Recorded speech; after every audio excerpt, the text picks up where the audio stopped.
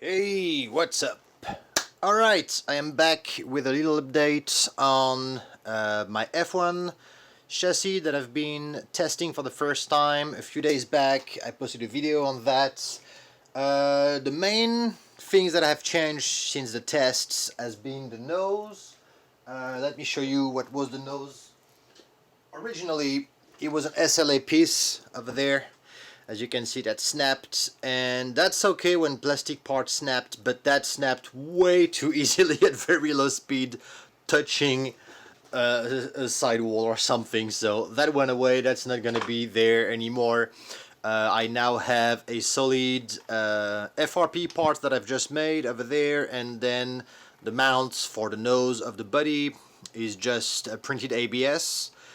The only difference, aside from that, from the first run that I've had, is that I had a damper tube here between the two C-hubs. I'm going to show you why. So, here you can see now I have it mounted up with the body. This is the helmet from my Mono 112 body, just because I had it. So, like last time I was explaining, I was unsure I was going to keep it closed here or open it. I opened it. I think it's looks cool and it's really good for venting down the entire car. Now since the last time the painted body, I have the stickers on now that I just finished.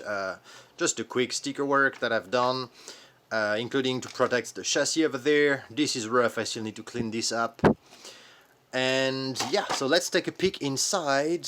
You've seen on the video, and when I made the first video, I was using the F103 front end over there, and because I'm using the TRF 102 rear end, which is narrow, the F103 front end was just too wide, so I'm actually using my own C-hub. I have made a front plate similar than the one I've made for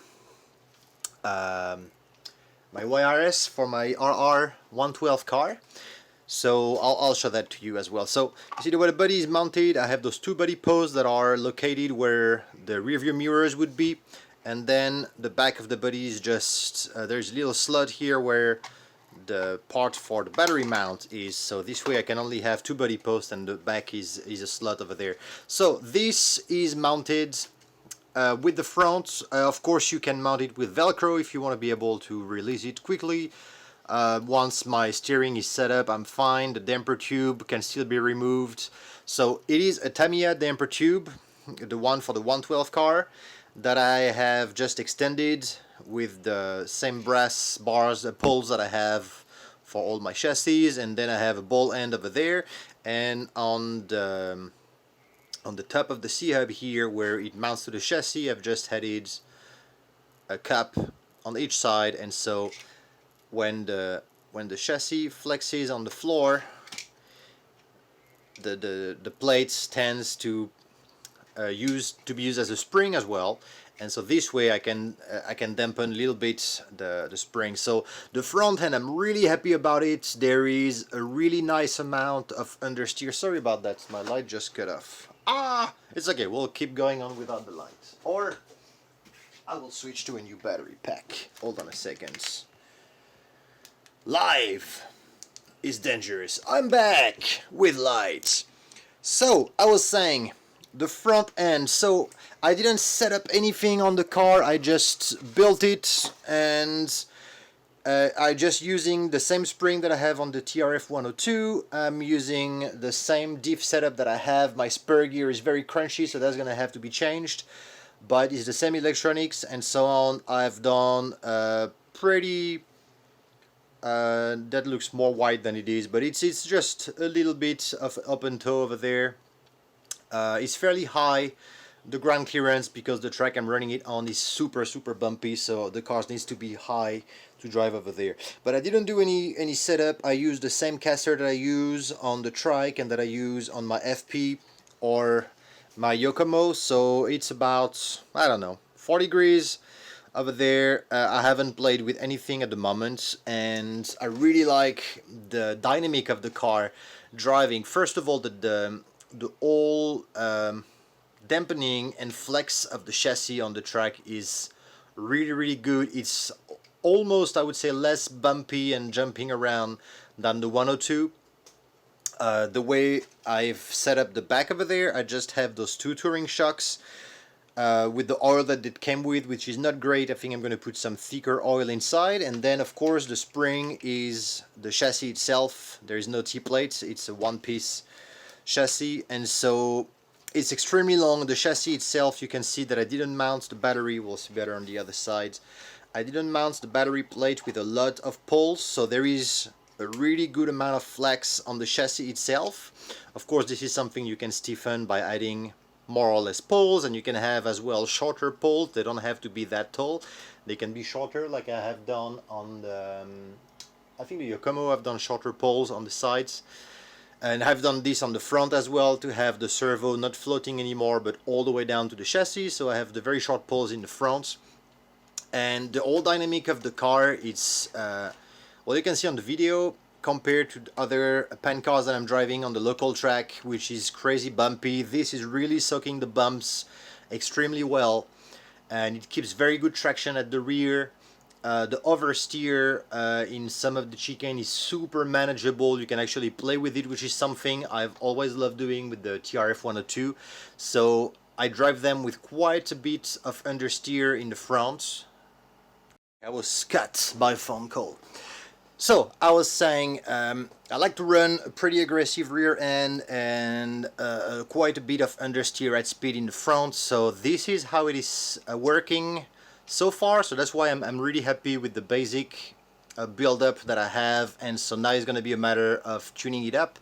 So I've had some pretty thick Tamiya grease in the damper tube over there. I'm not going to change the springs in the front.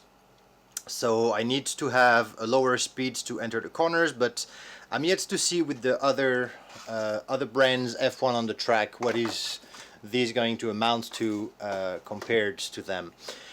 So a quick look around. I have been advised to use other wings at the rear, which I probably will, because the SLA is really not a good idea for any parts that are sticking out like that. It looks cool, but they snap way too easily. So the diffuser is fine.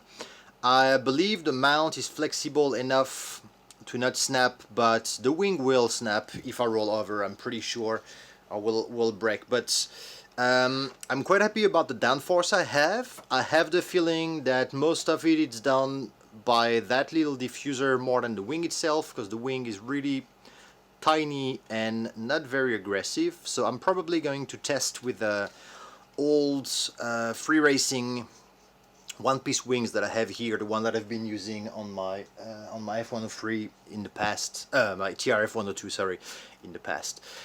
And yeah, I'm still keep the ESC at the rear and shorty battery at the front. I'm using the low center gravity shorty, so everything is really low to the ground. There is pretty much nothing past this battery mount bar except for the pod and a little bit of the servo over there. And so the front end that I've ended up building is exactly what I've done on my RR, the 112 with the Yokomo YRS body that I showed a few days back. So I've done exactly the same thing, except that this is FRP instead of the FR4 that I'm using for the other prototype. I have how many? 4 plates for height adjustments. I have my aluminum C-hubs. I'm using at the moment the Team Saxo uprights over there. I think I've just filed a little bit the top of it, so I have a little bit more travel up and down. I'm using the soft springs, or I think those are medium silver. Whatever they are is the silver Tamiya springs for the F1. And yeah, now the damper tube over there, which I think is going to help. I'm pretty happy about the wing in the front, and not only the way it looks but the way it functions. So I believe that now that I have the hard plate going all the way to the front and my new ABS mount, this is going to be way more, the survivability is going to be way up compared to the SLA. Live and learn, we gotta try things. So here you go, this is a quick look at the chassis. and now that I have it looking cool and all painted up and stickers and so on, I'm going to bring it back to the track. I'm not sure when, either sometime on the weekend or early next week, and then I'll be able to film some more. So here you go, this is my long wheelbase 280mm wheelbase F1 chassis that I'm prototyping. At the moment there's going to be this version, which is the simple version that I'm going to put on the store fairly soon. I think when you put your own axle at the back, you put your own uprights in the front. I have my quick release, and it's just a simple platform. It's gonna come with a diffuser, so you can put your any wings at the back. The diffuser have a wing mount that is the wing mount for any F1 wing at the back, and in the front you can put any F1 nose that you would like that are compatible with the Tamiya system. And so yes, that's about it for updates on that car. Super happy with it. It looks extremely cool on the track because it's extremely low. You see the profile of the car. It's like pretty much the entire car is the height of the aluminum part of the pod, so I'm really pleased with it. It looks super sleek on the track, which is why I like the tiny wing as well. But I'll do some testing. So here you go, this is what I have on that car for now, and it will be back in more videos fairly soon, driving on the track and tuning it. Alright, stay safe everyone, see you, bye.